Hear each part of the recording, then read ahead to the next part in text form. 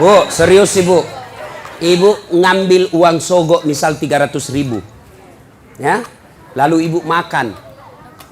40 hari ke depan setelah makan uang haram itu, jangan ibu mati. Kalau ibu mati, maka ibu mati dalam keadaan kafir. Kenapa ada barang sogok dalam perutnya? Sia-sia bermajelis taklim 30 tahun. Sia-sia mengaji selama 10 tahun kalau ibu mau disogok. Bisa? Bisa. Ayo, mari ciptakan Balikpapan pil caleg bersih dari sogok. Bisa? Bisa? Bu, jangan ibu. Ibu tidak usah cemas soal perut. Allah yang ngatur rezekinya ibu. Ibu ambil 300.000, berapa kali makan habis, dosanya dibawa sampai mati. Dan demi Allah, tidak ada orang mati kelaparan di Balikpapan. Kenapa? Allah yang jamin rezekinya ibu.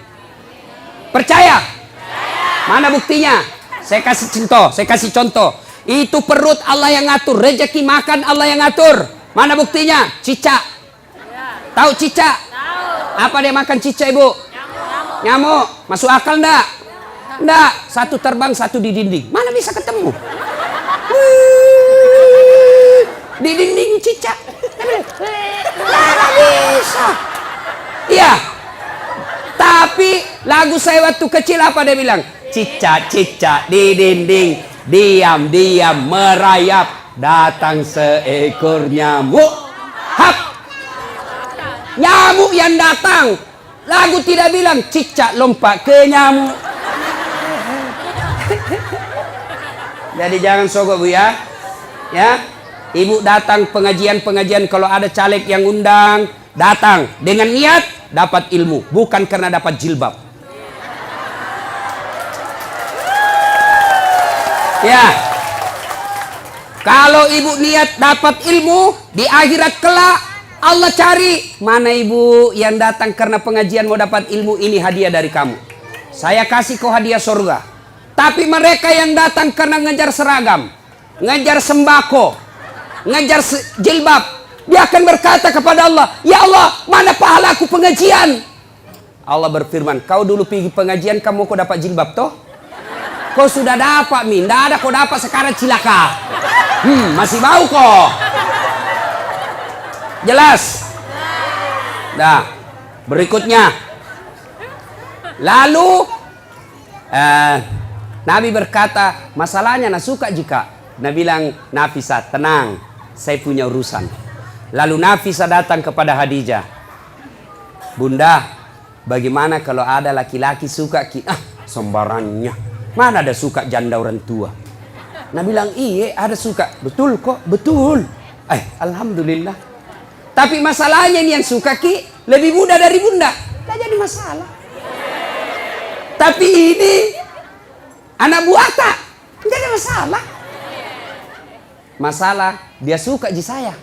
Dia bilang, Nafisah, tenang bunda, saya punya urusan. Coba, ini namanya menjaga harga diri dua belah pihak.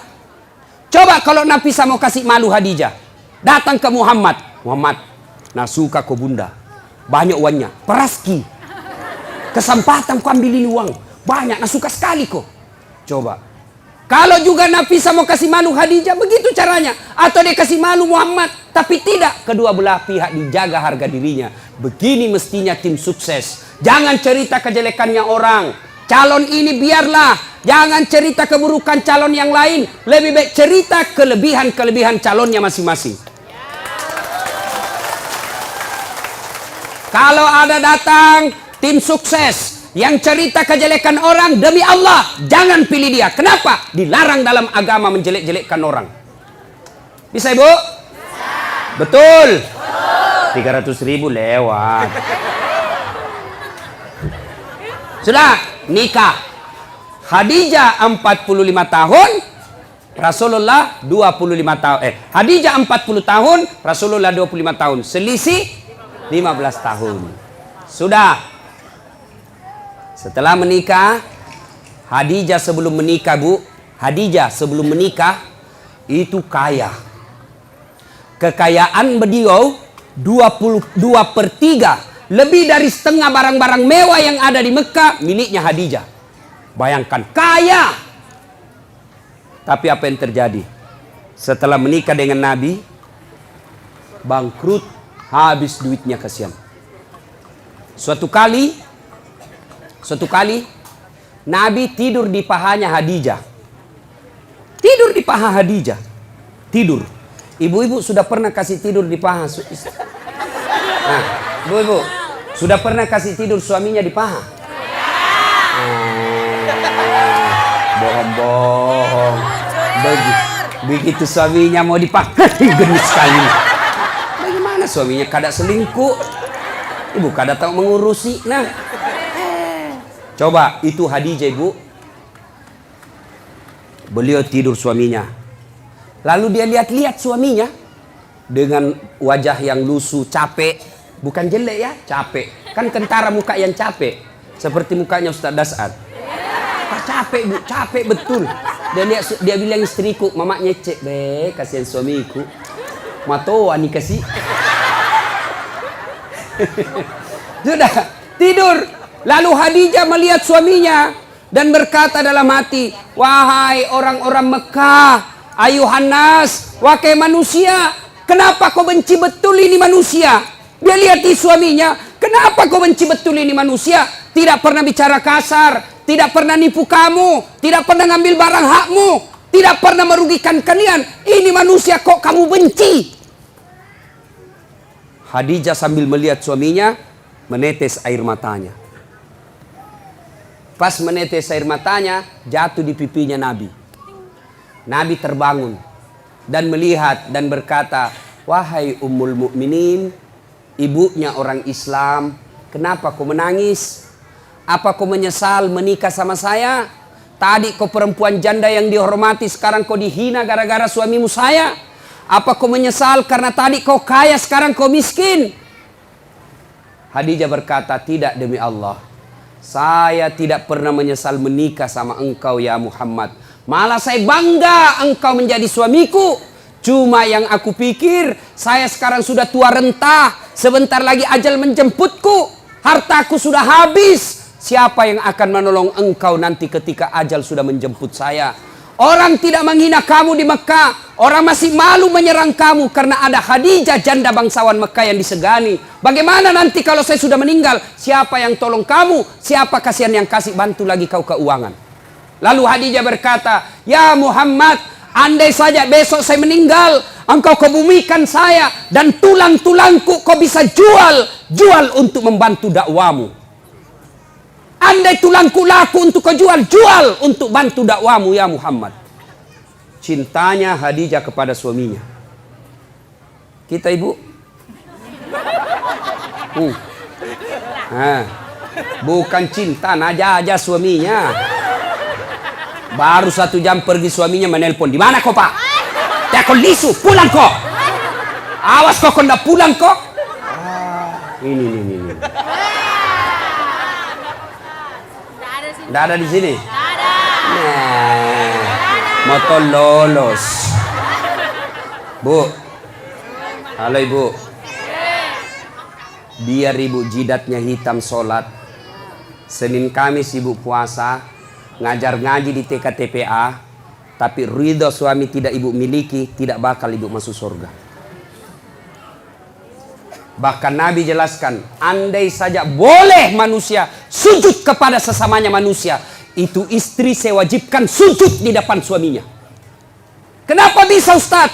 Karena ibu harus tahu, kami laki-laki suami tidak boleh masuk surga sebelum istrinya dulu diperiksa. Kalau ibu rajin sholat, ibu rajin puasa, ibu rajin tadarus, suaminya peselingkuh, suaminya tukang judi, suaminya tidak sholat, suaminya pengedar narkoba, tapi ibu alim, muslimah yang baik, tidak ada urusan. Suami masuk neraka, ibu tetap masuk surga. Bahkan Nabi menjelaskan istri yang taat sama suaminya, padahal suaminya pembuat maksiat, kata Nabi, nih 7 surga kau masuki, tadkhulul jannati bisalam. Pilih kau ini 7 pintu surga mana kau masuki. Meskipun suamimu bajingan. Beda kami laki-laki. Suaminya ulama, suaminya penceramah, suaminya hafiz Quran, tapi istrinya tidak pakai jilbab. Istrinya suka pi bertetangga bertengkar, suaminya suka menghasut, suaminya suka ngambil kue kalau pi pengantin. Istrinya.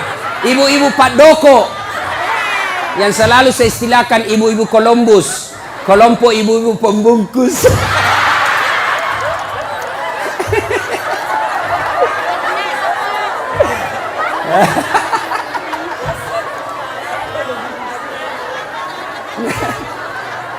Pergi pengantin. Nasa pergi lo turung. Pergi membantu, padahal membantu kasih habis gue. Jangan Bu, tidak boleh ya ibu majelis taklim, tidak boleh ibu Columbus. Nah ya, biar sepupu yang punya acara, kalau tidak minta tidak boleh. Nah, kalau istrinya durjana seperti itu, padahal suaminya ulama, demi Allah, tidak boleh di laki-laki masuk surga sebelum dia temani istrinya masuk neraka. Makanya ibu, jangan sakiti perasaan suami. Susah jadi suami bu, kami tanggung dunia akhirat. Ini suka dia takut-takuti suaminya. Kalau ada tamunya suaminya, dia tidak ngomong tapi matanya. Ada juga itu istri begitu. Dia pelototi mata suaminya. Ada begitu di sini toh? Ada, makanya ibu ketawa. Anu ibu di, saya izin dulu pergi sama temanku.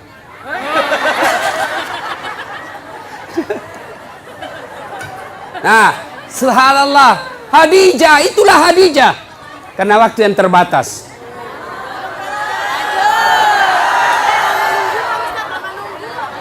Bu, berapa jam ibu menunggu?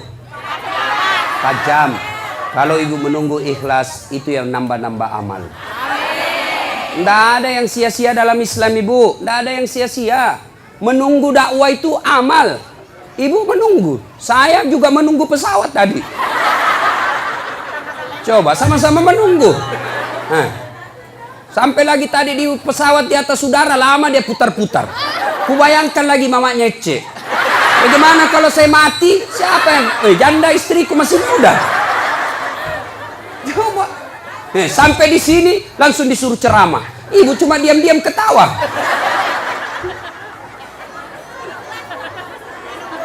Minum, saya puasa ibu. Nah, siapa tahu ada yang mau traktir saya buka puasa. Ibu Rahmat Mas'ud tadi sudah telepon saya, Ustaz buka di rumah, bahkan kepiting. Karena beliau itu tahu betul kesenangan saya, kepiting. Masih muda ibu. Kolesterol, baca bismillah, lari kolesterol. Setan aja dikasih lari itu bukan bismillah, apalagi cuma kolesterol. Nah sudah. Nah, ketika Khadijah radhiyallahu istri Nabi sakaratil maut, madangi. Waktu itu Nabi usianya 45 tahun, Khadijah 65 tahun. Bayangkan ibu, Khadijah sebelum menikah sama Nabi kaya. Tapi ketika Khadijah sakaratil maut, baju yang dia pakai, baju yang sudah 8 kali tambal.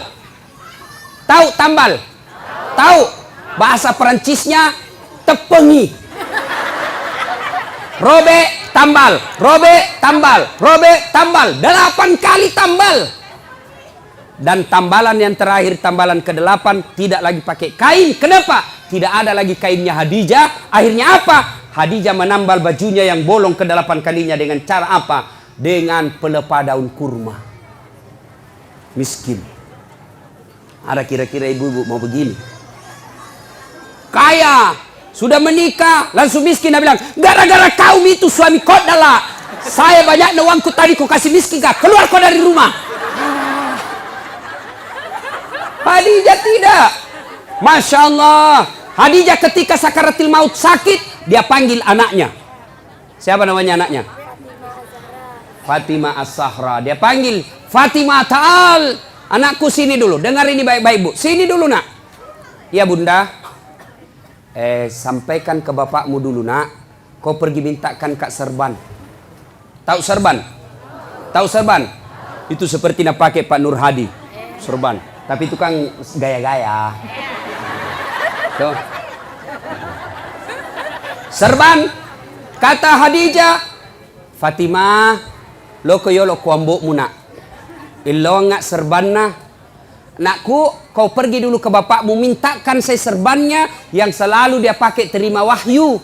Saya mau pakai kain kafan, mudah-mudahan kain kafanku itu yang selalu dia pakai terima wahyu. Allah tidak menyiksa saya dari azab neraka dan kubur. Lalu Fatimah berkata, "Mak, kita yang pergi minta." Nah bilang Khadijah, "Saya malu minta sama bapakmu, nak." Masya Allah. Ada di sini malu minta sama suaminya? Ada? Jangan nak minta, nak curi. Hei, sudah nak sembunyi suaminya, nak dapat loh. Nak periksa semua dompetnya. Kayak pencopet. Sampai-sampai ada suami dia bilang, istri, nah simpang uangnya ibu. Dibawa bantal, dibawa tempat tidur, dibawa plastik, dibawanya lagi tuh dos-dos. Kan dibawanya lagi naik bungkus plastik, 4 lapis. Dia bilang, dah dapat istrinya. Langsung istrinya bilang, "Pak, uang apa ini?" Langsung dia bilang suaminya, "Uang sial." Maksudnya apa? "Baten aku sembunyi, kau dapat ji."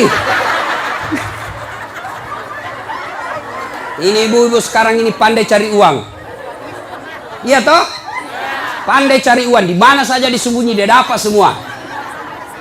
Khadijah, apa kata Khadijah? "Saya malu minta sama bapakmu." Bayangkan, habis hartanya untuk nopang suaminya, minta serban, malu. Bayangkan. Didengar sama Nabi. Dengar sama Nabi. Nabi lalu datangi istrinya. "Ya Ummul Mukminin, habis hartamu untuk bantu dakwah. Capuk waramparamu malolo tulung. Hanya ini serban yang kau minta dan itu pun kau malu menyatakannya." Nabi menetes air matanya. Lalu kata Khadijah, "Saya minta kain serban yang engkau selalu pakai nerima wahyu. Mudah-mudahan kain serban itu jadi kafanku sehingga saya tidak tersiksa di alam kubur." Mendengar itu datang Jibril. Datang Jibril, Bu. Jibril sampaikan kepada Nabi, "Ya Muhammad, sampaikan kepada Khadijah."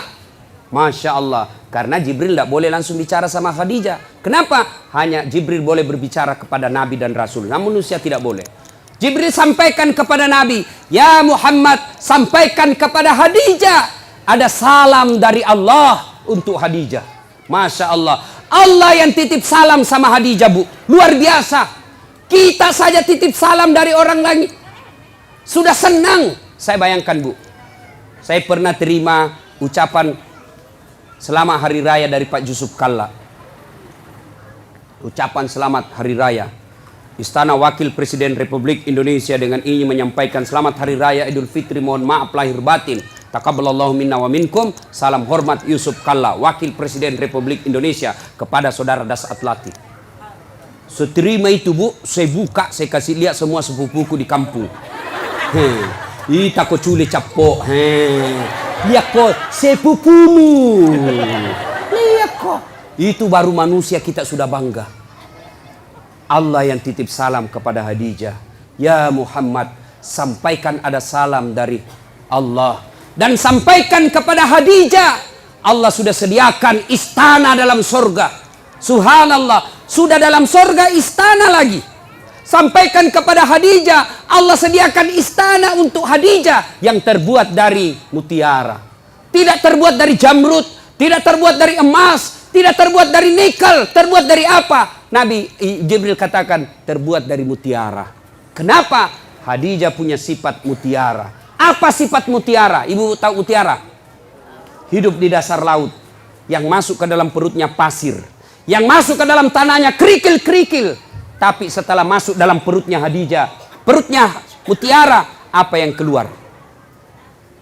Tadi keluar pasir, tadi keluar kerikil-kerikil batu. Apa yang keluar setelah dia buka cangkangnya? Apa yang keluar? Mutiara. Artinya Khadijah tidak pernah cerita keluhannya kepada orang lain. Ini yang ibu-ibu banyak miliki sekarang. Suka cerita kelemahannya, suka cerita masalahnya rumah tangga kepada orang lain. Bahkan lebih aneh lagi, dia cerita kelemahan suaminya di Facebook.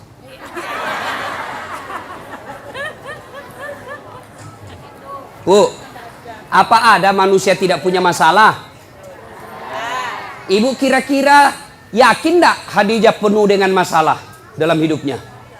Khadijah banyak masalahnya dalam hidup. Beliau kadangkala melihat Rasulullah kelaparan. Di depannya lapar Rasulullah. Sampai pucat beberapa kali tidak makan. Beliau melihat dengan mata kepalanya. Rasulullah dihina oleh pamannya. Dilihat dengan mata kepalanya sendiri. Khadijah, apa dia pergi cerita? Tidak. Jadi kalau ibu mau punya sorga, istana dalam sorga, maka ibu punya sifat seperti Khadijah. Apa sifatnya Khadijah? Jangan suka cerita kelemahan rumah tangga. Apa tidak boleh mengeluh? Boleh. Apa tidak boleh curhat? Boleh. Apa tidak boleh mengungkapkan perasaan? Boleh. Tapi kemana? Kepada Allah. Yang dilarang cerita ke medsos, cerita ke tetangga. Ya, ibu-ibu, ada di sini tidak ada masalahnya? Oh, dalam rumah tangga ibu semua orang punya masalah. Contoh, dia bilang enaknya itu Ustaz. Kenapa? Gagahnya suaminya. Bu, suami gagah masalah. Kenapa? Dia goda orang, Bu. Apalagi kalau istrinya jelek. Lebih masalah lagi itu. Suami gagah, istri jelek, masalah. Berarti bagus kalau suami jelek, Ustaz. Suami jelek dihina orang. Kita lagi malu jalan sama dia. Duluan aja Pak, saya menyusul. Suami gagah, masalah. Suami jelek, masalah. Berarti bagus kalau tidak ada suami. Ya bagus ibu. Nabi lagi ke orang Gasturi, gadis tua Republik Indonesia. Coba. Ayo, bagus kalau banyak suami. Lebih masalah lagi. Coba.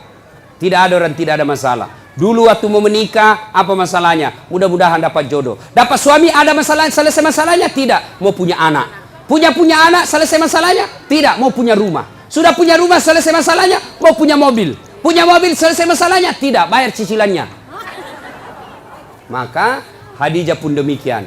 Tapi Khadijah ketika ada masalahnya, beliau ngadu kepada Allah. Kita ada masalah, mana? Ambil HP. Update status. Dia cerita semua jeleknya suaminya. Tidak kusangka kau begitu. Waktu kau dulu melamar saya begitu sopan. Sekarang kau kasarnya minta ampun. Semua teman Facebooknya tahu. Dia pergi cerita sama tetangganya. Suamiku kok gini ya. Dulu waktu masih di Pinang saya, dia pacari saya. Sopannya, hati-hati dek. Pelan-pelan dek. Ada batu di depan, hati-hati. Itu waktu masih gadis. Sekarang sudah anak punya 3, tahan tuh kakiku. Dia bilang, di mana kau simpan matanu dong? Nah, jangan cerita kejelekan suami ke orang lain. Lebih mana? Ngadu kepada Allah. Ya Allah, begitu baik suami saya dari tahun pertama sampai tahun 10. Setelah ini ya Allah, setelah terpilih jadi anggota DPR, setelah bagus rumahnya, setelah bagus dia punya mobil, sepertinya dia mulai terpikat sama wanita lain. Ya Allah. Bukan saya, Bu. Bukan juga Pak Nur Hadi. Ya Allah, Engkau yang menitipkan rasa cinta dalam hati suamiku. Pelihara cintanya kepada aku ya Allah. Jangan Engkau palingkan hatinya ke orang lain. Buat dia pusing kepalanya kalau dia tidak lihat saya 24 jam. Boleh doa begitu Bu. Ngadu kepada Allah.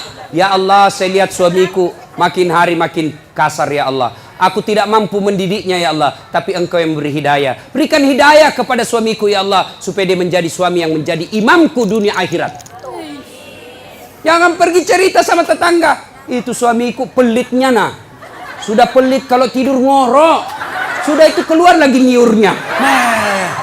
Beleng-beleng. Kamu dicerita. Bertengkar sedikit langsung sudah telepon mamanya di Sulawesi. Mak, suamiku begini. Jangan. Minta pertolongan Allah. Allah cuma minta ud'uni astajib lakum. Minta kau kepadaku, saya yang selesaikan masalahmu. Ayo, minta berdoa kepada Allah. Dan berdoa tidak harus bahasa Arab. Ada yang selalu bilang, Ustadz, apa doanya? Suamiku ini sudah mulai lain-lain. Doanya, 1, perbaiki pelayanan. Ini rahasia laki-laki, Bu.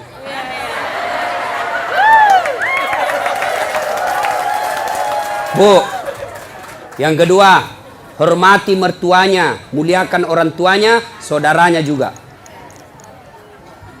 Yang ketiga, ibu harus selalu cantik di rumah. Yang keempat, jangan bicara kasar sama suami. Kalau ibu mampu lakukan ini, suami mau kawin lagi, maka ada yang bantu ibu. Siapa? Mertua. Maka datanglah mamanya, hehehe. Agak si melo ma bene. Apalagi kau mau kawin lagi itu, coba lihat itu istrimu, bagusnya Masya Allah. Kalau saya datang ke Balikpapan, saya belum bangun sudah siap sarapan. Saya tidak pernah kasar bicara sama saya. Adik-adikmu dihormati. Kau mau kawin lagi, belum tentu kau dapat perempuan lebih baik dari dia. Tapi ini nah, datang mertuanya kasar ngomong, baru tiba dia bilang, kapan pulang ibu? Pintu bunyi terus, pak. Tidak pernah dihargai saudaranya. Maka begitu pulang kampung ke Sulawesi, apa nak bilang mamanya? Nak, saya kasih sekolah kau itu tinggi-tinggi supaya nak hormati ke orang. Kenapa justru istrimu tidak hormati kau? Apa itu istrimu itu? Tidak nak hargai saya, tidak nak hargai saudaramu. Padahal kau yang carikan uang. Sudah mi, kawin sama kau lagi. Kalau perlu sembunyi-sembunyi kau saja. Masih mau kau?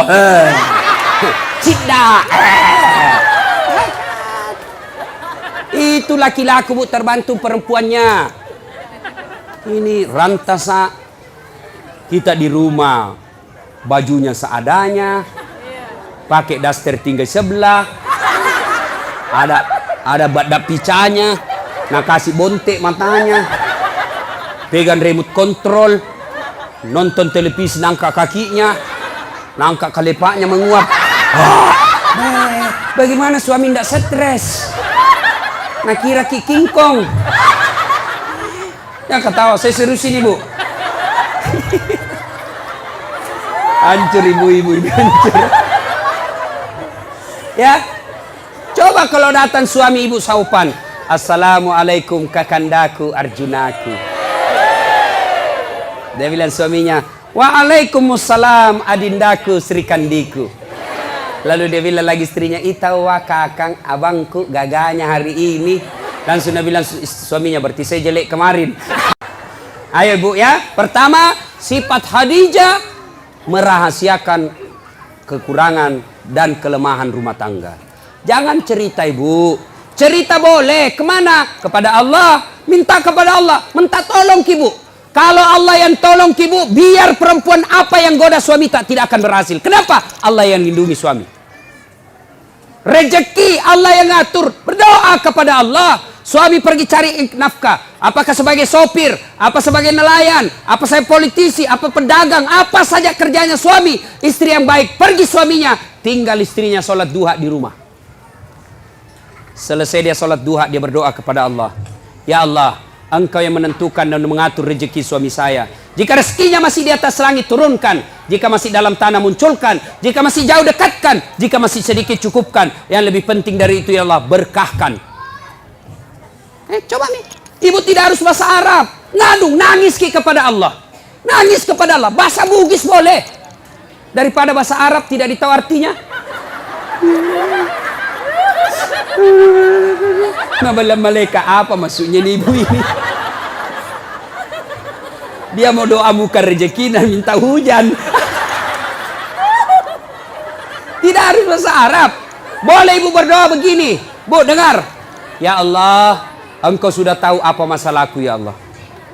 Engkau melarang saya minta tolong kepada manusia. Engkau melarang saya menyembah kecuali kepadamu ya Allah. Maka saya datang kepadamu mengadu ya Allah. Selesaikan masalahku ini ya Allah. Sudah itu berikutnya didik anak dengan baik. Bu, pakai filosofi seperti mama saya. Biar saya miskin. Biar minda ada sekolahku. Tapi kuurus anakku baik-baik. Mudah-mudahan anakku nanti angkat derajatku. Ibu kan tidak mungkin maki jadi camat ibu toh. Tidak mungkin maki jadi di sini jadi bupati. Ya, susah ibu. Tidak mungkin mi. Tapi didik anak dengan baik. Anak tak nanti yang jadi bupati. Susah jadi pengusaha tanker po. Punya kapal tongkang, punya kapal ini. Agaknya susah ibu. Doakan didik anak. Mudah-mudahan anak tak milik nanti itu. Tidak mungkin menjadi dokter ibu toh. Tidak mungkin. Maka berdoa, didik anak, mudah-mudahan anak tak jadi dokter. Nah, ibu silakan kerja apa saja, mau berpartisipasi dunia apa saja, tapi ingat fungsi ibu ada dua. Satu sebagai istri, dua sebagai ibu. Untuk anak-anaknya. Tidak ada gunanya sukses segala-galanya kalau anak berantakan. Contoh ibu, ini sudah kejadian ibu. Ya, kejadian ini. Ini ada anak-anak yang curhat sama saya. Usia 15 tahun. 15 tahun ibu. Ustaz, hamil pacarku. 15 tahun. Saya bilang, cewekmu usia berapa? Satu kelas sama saya Ustaz. SMP. Ya. Saya bilang, kasih bicara saya bapakmu, harus kasih nikah. Saya tidak tahu apa dia kasih nikah sekarang. Lalu saya penasaran, berapa mi perempuan kau kasih begitu?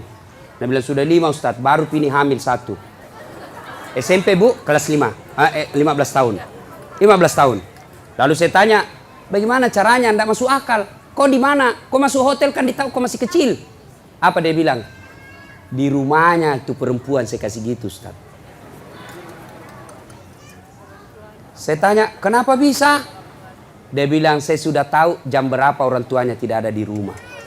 Maka ibu, tidak ada gunanya ibu cari uang kalau rumahnya ibu tempat tidurnya anak gadis tak yang dibelikan mahal-mahal, dibikinkan kamar, kasih AC, kasih kipas, lalu anak laki-lakinya orang tiduri anak gadis tak di rumah. Itu mi fungsinya ada perempuan di rumah. Jelas ibu ya? Itu bukan cuma satu yang begitu, banyak yang curhat sama saya ibu soal begitu. Maka ibu didik anak. Ya, menurut Quran, ibu itu, istri itu fungsinya katifun. Ya, apa itu katifun? Satu, diartikan ketek, kalepa. Apa? Gendong anakmu. Fungsinya ibu. Sekarang siapa yang gendong anak tak? Kareta. Dorong-dorong. Sambil menyanyi. Dorong-dorong. Tidak pernah gendong anaknya. Maka jangan heran anak-anak sekarang tidak dekat hubungannya sama orang tuanya gara-gara tidak pernah digendong-gendong anaknya. Masih 2 tahun nak kasih PAUD. Apa itu? Pendidikan usia dini. 4 tahun nak kasih masuk TK. 7 tahun SD. Kapan kita didik anak tak? Cepat sekali ambil orang. Gurunya didik. Pendidik sebaik-baiknya bukan gurunya tapi ibunya. Yang kedua, fungsi ibu menurut Quran. Apa itu? Katifun diartikan dada. Apa itu? Menyusui. Siapa yang susui anak tak sekarang? Siapa? Cak sapi. Akhirnya anak tak sifatnya seperti sapi. Ya? Sekarang tidak mau lagi susui. Dia bilang, Ustaz, biar seksi. Bahkan ibu-ibu milenial tidak mau melahirkan, semua mau dibelah. Coba. Nah ibu bapak, karena waktu yang terbatas, insya Allah lain waktu dan kesempatan kita akan lanjutkan. Saya menitipkan, jadilah istri seperti Khadijah. Insya Allah. Ibu, kalau ibu susah, ibu sabar. Suami tidak sholat, ibu sabar. Suami tidak nentu pekerjaan, ibu sabar. Maka Allah janjikan, Inna Allah